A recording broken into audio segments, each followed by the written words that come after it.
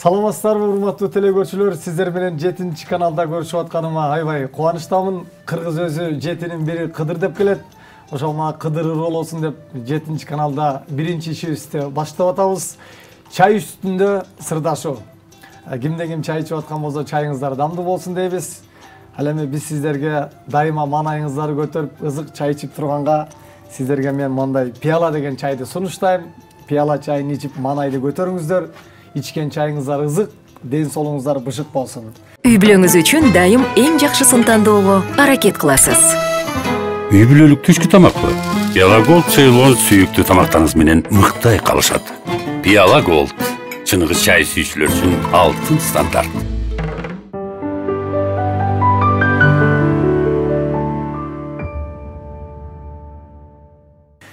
Ал эми чай үстүндө сырдашууда биздин дагы бир айтылуу талантыбыз бар. Өнүп келаткан, өсүп келаткан Нарын областына караштуу Жумгалдан чыккан Куйручук, Кудай сүйгөн Куйручук Олиянын, Кудай сүйгөн Куйручук Кудулдун урпактарынын бири болот. Бүгүн бизде конокто комузун колго алып, ырчы болом, кудул болом, Куйручук атамдын жолун жолдойн деп келаткан Баяман Медетов деген коногубуз менен тааныштырып коеюн сиздерди. Ассаламу алейкум. Керемет күн каалайсыз бардыгыңыздарга. Эми бая өнөрдү сыйлаган өмүрүн сыйлайт, өмүрүн сыйлаган өнөрдү сыйлайт деп коет. Эми уюткулуу кыргыз эли өнөрдү аздектеп барктап келген. Бүгүнкү күндө комуз ойнотуп, комуз үйрөнөм деген жаштар көбөйсө көңүлүң жыбып калат. Мана сиз дагы көңүлдү бүгүн жубатып, комузуңузду колго алып келип атасыз. Эми биринчи эле сөздөн биринчи иш көтөлү, сизден бир жакшы чыгарма болсун. Анан Баяман Медетов болгон суроолорду беребиз. Келиңиз. Керемет күнүңүздөр менен ишиңиздерге ийгиликтер болсун. Ушул жерде көп таланттарды чогултуп, ушул жерден сырдашып туруңуздар.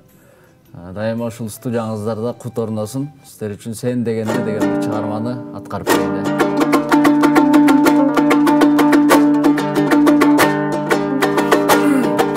Sen degende, sen degenim, sen degen. Senden bana körbeğenim, körbeğen. Sen degende çarçabadı yüreğim. Sen de çürüpen, ay sen de çürüpen, ay sen de çürüpen. Tügönü tüngönüm.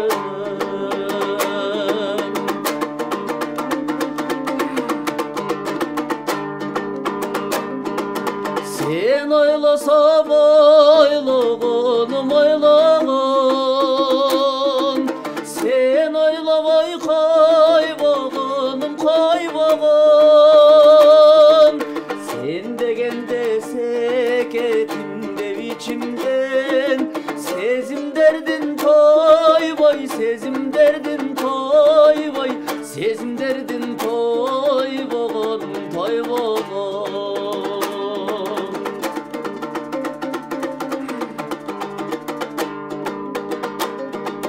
Sen degende kıyaldarım kıyalday. Kıynalamın kıyaldar de kıyalday. Senden mağa çalgıskana söz gerek. Sendik min devşevir, sendik min devşevir. Sendik min devşevir, ap koyayan vay.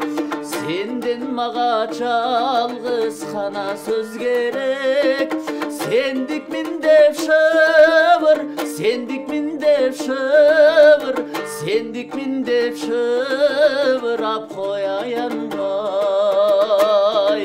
Sendik min devşevir, ap koyayan vay.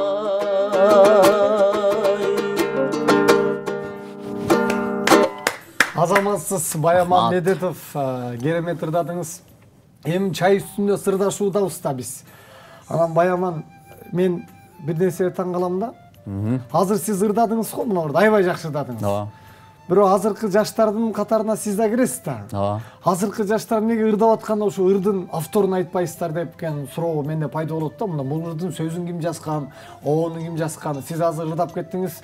Балким бул ыр сиздики деп ойлоп калышы мүмкүн бирөөлөр мелдешип калышы мүмкүн Баямандыкта. Ошон үчүн ошо ырыгыңыздын сөзү оonu кимдики болгон, бул ырдын эмне ырдап калдыңыз эле кыска айтып берсеңиз. Бул ыр негизи эле мага аябай жагат. Анан авторун айтпаган себеби көп жерде мындай. Шашып калабыз го. Анан адатта тойго барганда деле мисалы бир эки учурлар болгон, тойго барып, бул ырдын сөзүн бул жазган, ырдай берчем жөнүнө дей берет да. Ошо көнүп алыппыз да, ошо мындай шап эле акыркы учурда шашып жашап атабыз дегендей болчу. Ошон үчүн анан мен тамашалап айтып кала берем. Тиги мурункурлар менен азыркылардын айырмасы кандай десе, азыр мурда мындай намек кылып айтчу депчи. Мисалы мурда жегилип кой, жегилиппен кирмеп кой, сүйө албаймын киши жалдап паралап деп мындай черес кылып айтчу депчи. Азыр сразу эле ортобузда эмне болгон үчүн чынында мындан ары ким билет деп тарсыл айтып калдым дегендей болчу. Айтып коңуз эми ырдын авторунан да Баяман аябай тамаша менен сөзгө чебер жигитсиз. Авторун чынын айтайын, чынын айтсам билбейм авторун.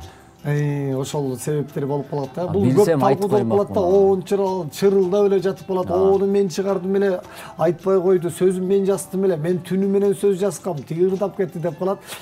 Эми эскирдем, бул кишилердин жокпош керек биякта деп. Жок кылам да. Сиз эми элдик ыр болуп калды да. Жумгалда чоңойдуңуз да. Жумгалда 9-класска чейин ушул жакта окудум. Азыркы учурда эмне иш кыласыз? Азыркы учурда той топур, анан концерттерди алып барып жүрөм. Анан ырдап да жүрөм, эстрада вариантында да ырдайм. Мен ошо ырдаганда мындай фонограмма деп коет го, жанагындай жаздырып алып ырдагандан аябай уялам. Билбейм, ыңгайсыз боло берем. Эми бул ырчылардын дежурный сөзү болуп калды окшойт, ушу фонограмма жаздыруудан уялам дей берет, бирок азыр эми ырдап аткан талантыңызга сөз жок. Аябай керемет ырдап бердиңиз.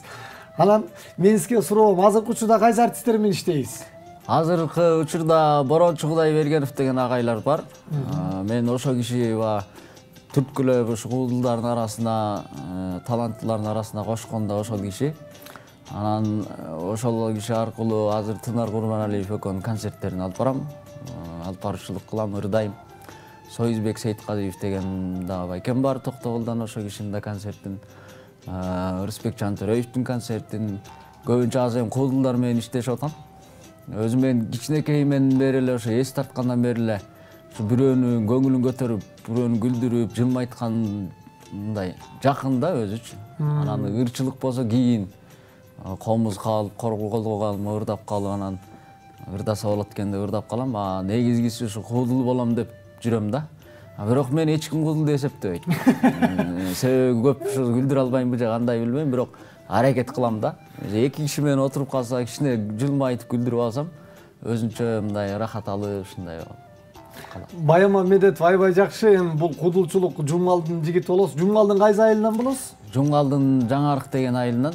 Мурунку аты Кызарт. Ошол Кызартта 9-класска чейин окуп, кийин Бишкекке келип, музыкалык педагогикалык колледжде окуп, андан кийин филармониянын астында 2 жылдык студия бар эле, жабылып кетти. Ошол жерде да окуп калдым.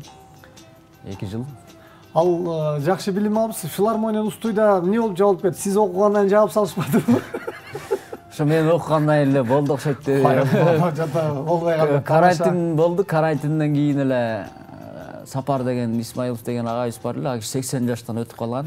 Тааныйбыз. Анан ошо киши ошо жаптырды окшойт өзү деле. Мен эми карыдым, андай мындай деди окшойт. Анан тияктан да өзү чечим чыгарып жаап коюшту, билбейм ошо. Биздин өнөктөш пияла чайынан ичиңиздер, урматтуу телекөрүүчүлөр. Пияла чайдан ичкенче бизди көрүп отурмуздар. Баяман керемет чыгармасын аткарып берди. Мен куудулчулукка жакын болгом, балакестен эле манайын көтөрчүм деп калдыңыз. Эми келиңиз биздин телекөрүүчүлөрдүн баарыбыздын манайыбызды көтөрүп бир куудулчулук өнөрүңүздөн бир анекдот, бир сатира айтып берсеңиз. Бир кыз 7-нчи жолу күйөөгө чыгаптыр да. Айбай бул жаман кыз го. Анан тамада сураптыр да. Чоңуңуз эмнеге 7-нчи жолу чыгып атасыз? Мурунку күйөөлөрүңүз начар чыгып калдыбы десе, тийгиз. Жок, тойду эле жакшы көрөм деп коет. Сондай тойдун үстүндө эле жүрөм. Албетте, сиз да тойду жакшы көрөт экенсиз да. Эми азыр ырчылар мурун биринчи сахнага чыгарда көзүн жумуп алып, ушулар моюнан элестетчү экен. Көзүн жумуп алып, областтын сахналарын элестетчү экен. Азыркы артисттер көзүн жумуп алып, тойдогу ресторандарды элестетип калбадыбы? Сиз өзү дагы кыялдануңузда кандай элестетүүлөрдү кыласыз? Сахнанын артисти болгуңуз келебизби же тойдун артисти болгуңуз келеби? Негизгиси эми биз сахнада. Мисалы үчүн эми ачык чай үстүндө болгондон кийин ачык сүйлөшөлү дегендей. Мисалы үчүн тойдон акчаны жакшы тапса болот. Бирок ошончо тойго карабай, ошонун баарына жок деп коюп эле бир аз тыйын үчүн концерттерге кеткен учурлар көп болот. Себеби тойго барып канча сом алып, аябай көп акча алып эме кылгандан көрө концертте бир 100 кишини көңүлүн көтөрүп ошон кол чабууна арыздасаң өтө чоң нерсе деп билем да. Дагы оончулардын ырларынан кайсырларды ырдап бересиз? Өзүңүз көп жакшы көргөн оончуларыңыз? Мен Элмирбек Иманалиев агайдын эмес ырларына көп аябай таасирленем. Абдан жакшы экен. Сиздин ошо аткарган табиттериңиз, тандоо табитиңиз жакшы экен. Албетте Элмирбек Иманалиев деген бул кыргыздын залкары. Келиңиздер анда Баяман Медетовдун аткаруусунда Элмирбек Иманалиевге таандык чыгарманы угалы.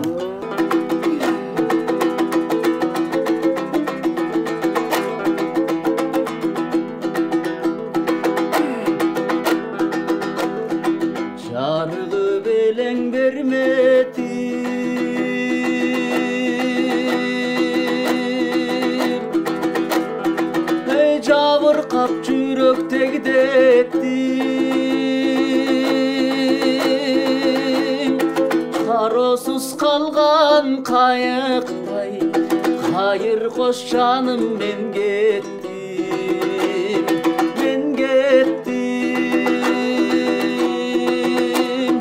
Karap karap kayradan seni samap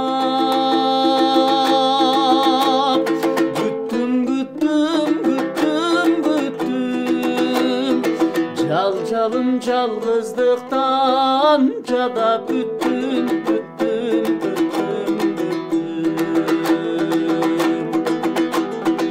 Öpülüp gülgü konalvay Ey gönlüm sensiz tolalvay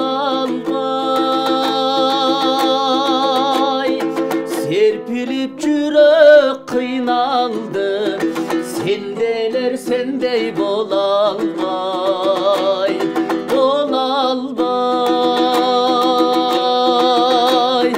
Karap karap ey kayradan seni samap Güttüm Calım calgızlıktan cada büttüm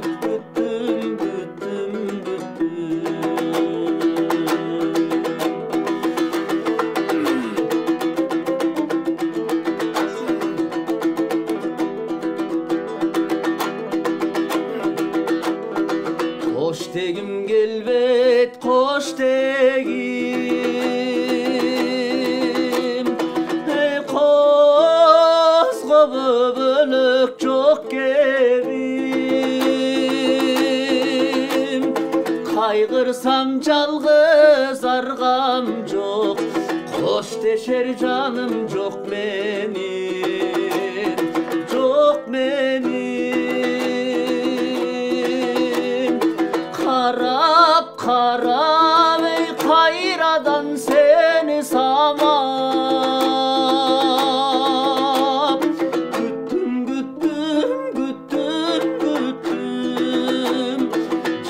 Calım calgızlıktan cada büttüm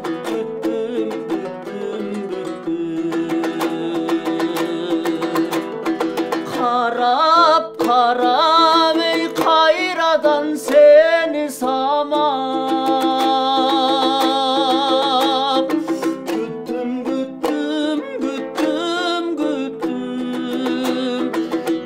Calım calgızlıktan cada büttüm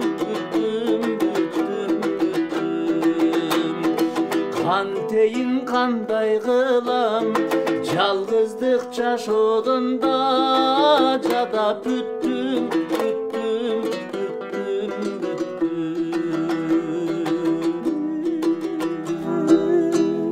Чоң рахмат Байама Медетов. Жалгыздыктан эч ким тажабасын, ырларда болсун. Элмирбек Кыргыз Республикасынын эл акыны Оон Элмирбек Ималиевке таандык. Сөзү Кыргыз Республикасынын эл акыны Шайлообек Дүйшеевке таандык. Өтө жакшы чыгарма болду. Элмирбек агайыбыздын бир куплети бар. Арзышкыла сүйүшкүлө улангыла алтын күмүш дүйнөдөн эмне пайда, ак сүйүүсүз жүргөндөн уялгыла дейт. Сизде ушундай ак сүйүү барбы, үй бүлө барбы дегендей карап жалгыздыктан тажаптай ырдап калдыңыз. Айта кетиңиз кыска нуска. Үй бүлөм азырынча үй бүлөм бар эми ата-энем, бирок өзүмдүкү жок, бойдокмун. Буюрса эми бир жакшы жар, өзүмө ылайыктуу бир жубай түш келет деп Кудайдан суранып атабыз. Жүрсө болот. Эми жумгалдан чыккан Байама Медетов деген мына өзү айтып атат, комуз тырдайм дейт, концерт алып барам дейт, тамада болом дейт, ууру кылбайт, Койручук деген эми бул Кыргызстанга кеткен Олия. Койручук атабыздын Токтогулдук туугандарга мынтип айткан экен. Түн катар түнтөй жүрт экен, түтүнү сайын ырчы экен, түтүндөн киши өткөрбөй түрүлү ырдап турчу экен дейчкен. Сиз дагы мынакей жумгалдан чыккан ырчы болгонуңуз менен сөздөрүңүз аябай куйкум тийип атат. Дагы бир жакшы бир тамаша айтып бериңиз. Айтып атпайсыз түтүнү сайын ырчы экен деп, азыр деле ырчы экен Токтогул. Тойго барып калабыз да. Кыйын киши болуп, шаардан келген киши болуп, аккордеон комуздарды алып анан барсак эле анан ырдатпайт өздөрүчү. Тамада бол деп чакырып алат да, анан өздөрү эле тамада болуп, анан ылам бири ырдап эле. Токтогул өзү таланттардын мекени деген чын го.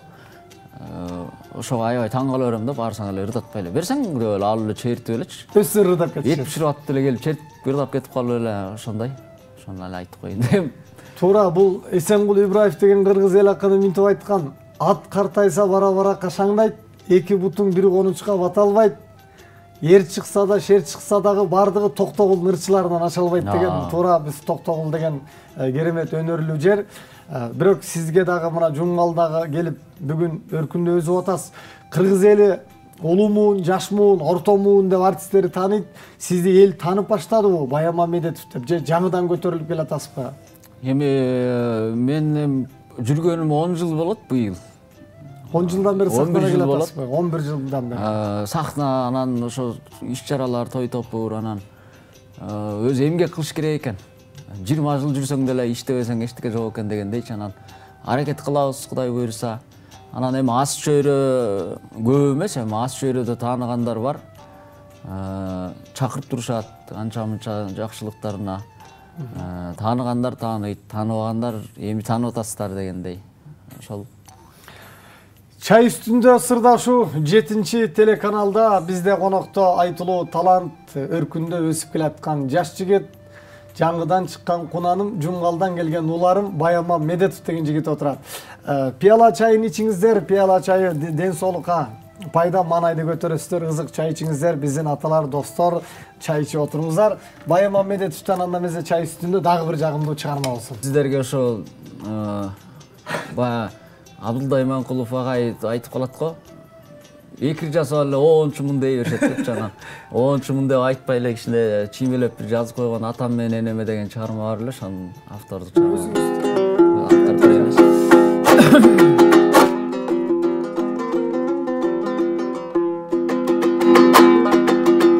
Ооруп калсам сезим менен туясың, күн-түн дебей дайым ойлоп турасың. Биз куш болсок алыстарда көп жүргөн, силер бизди күтүп турган уясың.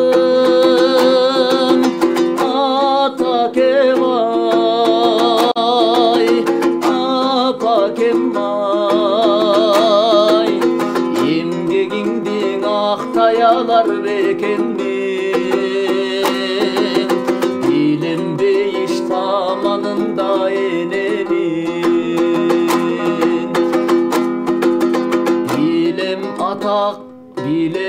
апа кара чачың агартым келбейт атоо ак көңүлүң карарттым түйшүгүңдү түн уйкуңду сезгенде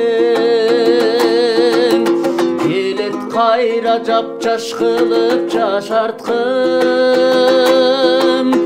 атакем ай апакем ай эмгегиңдин актай алар бекенин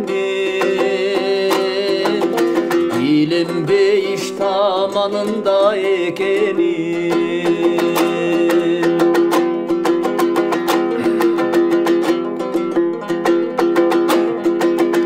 арубакта сурап турган ал жайым сөздү курап ушуларым арнайын биз чоңойгон үйдүн көркүң өзүңөр ата энелер бар болгулаң ардайым атакем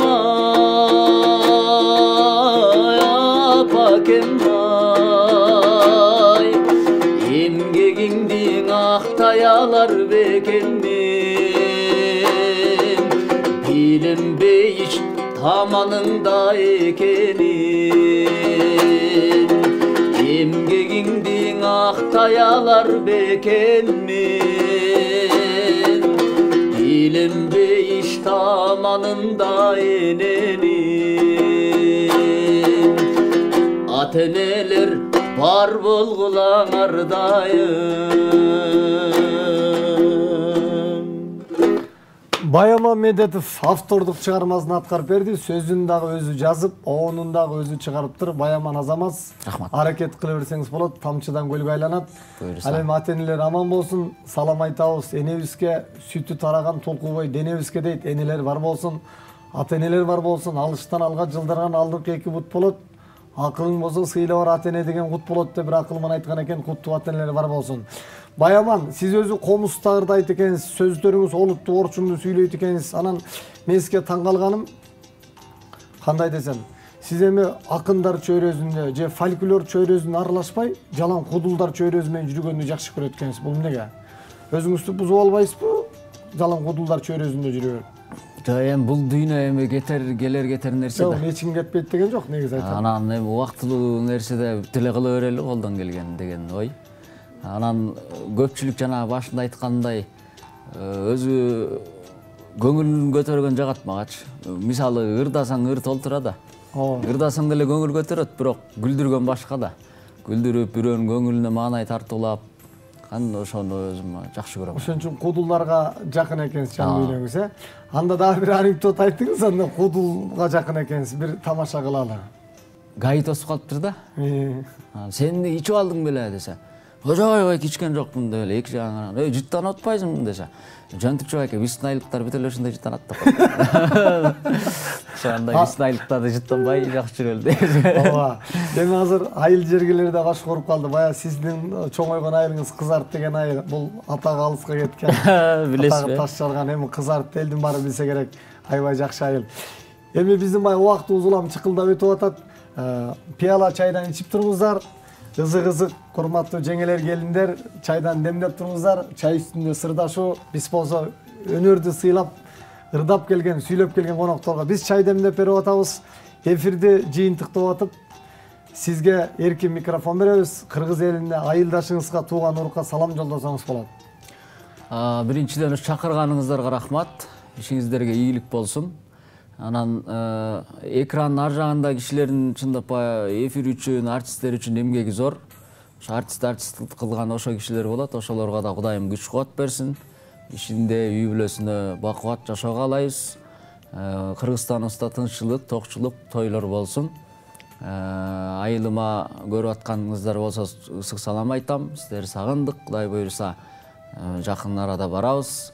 Дайыма ойноп күлүп, жакшы маанайда Кыргызстаныбызды орус уркудан тышкары болуп, аман эсен, жакшылык тойлор болуп, жакшы күндөрдө сиздер менен жолугуп туралы. Чоң рахмат. Жөн жүрбөй айыл апаны куураткан бар, башканын бактысына курашкан бар. Кардасса тоозун тогуз кайрып, карды тойсо Кудайын унуткан бар. Бирөөнүн кынтыгына күлгөндөр бар, бирөөдөн кыйшык издеп жүргөндөр бар. Жөө калганда жөжөгө салам айтып, ат мингенде арстанга үргөн бар. Андайлардан болбойлу. Канчалык бийик болсоңуз да ылдый боло бериңиз. Устатыңыз Элмирбек Иманалиев айткандай, көкөлөп кетпей көктөгү жылдызга жерде жүрөлү, мына жетеги мыкты кыргызга деп биз эфирде жыйынтыктап атып, 7 телеканалдын атына сизге мындай белекти тапшыралы. Дайым ушундай ызык чай ичип туруңуз, жашооңуз жакшы күндөрдө коштолсун. Мына кружкасы менен чайын сизге белек болсун. Рахмат. Рахмат. Жаш болдум да көп бастым, колоктодум, абир менен арнамызды жоготподум. Кемчилигим жаштыкка шылтап коюп, менсинип кээ бирин тоготподум. Анда-санда чакырган жерлерим бар. Чай үстүндө минтип приз алып конок болдум. Чоң рахмат. Азамат Байама сизге ыраазыбыз. Урматтуу телекөрчүлөр, ар убакта ден соолукта болуңуздар, сак саламатта болуңуздар. Биз сиздер менен Кудай буйруса жакшы күндөрдө жолугушабыз.